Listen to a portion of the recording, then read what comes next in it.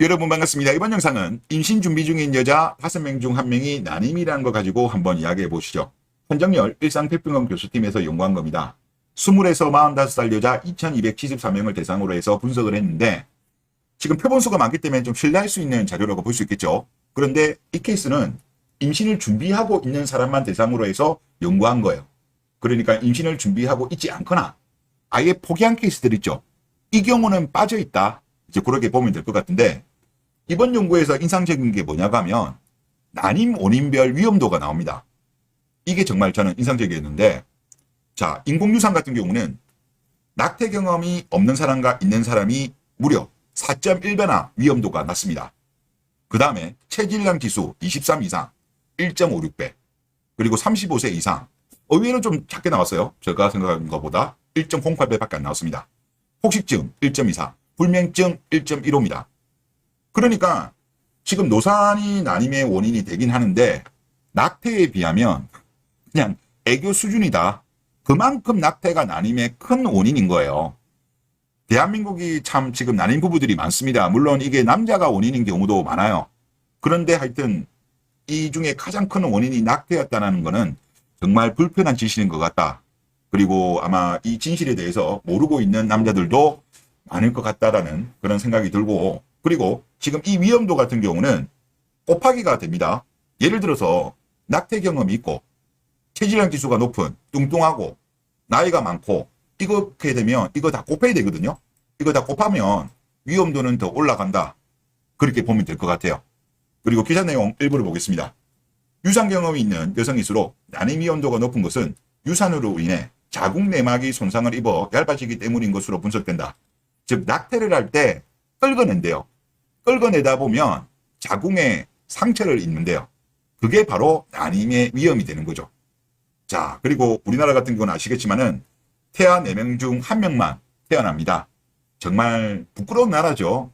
그것도 뭐 오랜 기간 동안 OECD에서 낙태율 1위인데 콘돔 사용률 이것도 제가 이번에 찾다가 알게 됐는데 콘돔 사용률은 또 최하위라고 합니다. 그리고 또 올해 나왔던 기사 중에 하나인데 현대적 피임법을 쓰는 한국 여성 30%도 안 된다고 합니다. 비계획 임신 61%는 인공 임신 중지원 수술로 이어진다. 낙태로 이어진대요. 참 안타깝습니다. 이사라 서울 아산병원 산부인과 교수는 반드시 높은 성공률이 입증된 현대적 피임법을 통해 피임을 실천해야 한다. 체외사정과 월경주의법을 제외한 현대적 피임법만을 실천한 한국 여성은 30%에도 미치지 못하는 것으로 확인이 됐다라고 이야기했습니다. 엄청나게 피임을 안 한다. 자, 여기서 말하는 현대적 피임법은 콘돔, 경구 피임약, 사후 피임약, 피하 이식제, 자궁내 장치, 난간, 정간 수술입니다. 안 한다는 거예요. 한국이 자유연애 시대죠. 그런데 노콘으로 많이 하나 보네요. 노콘으로. 그런데 이거 같은 경우는 사실 그렇잖아요.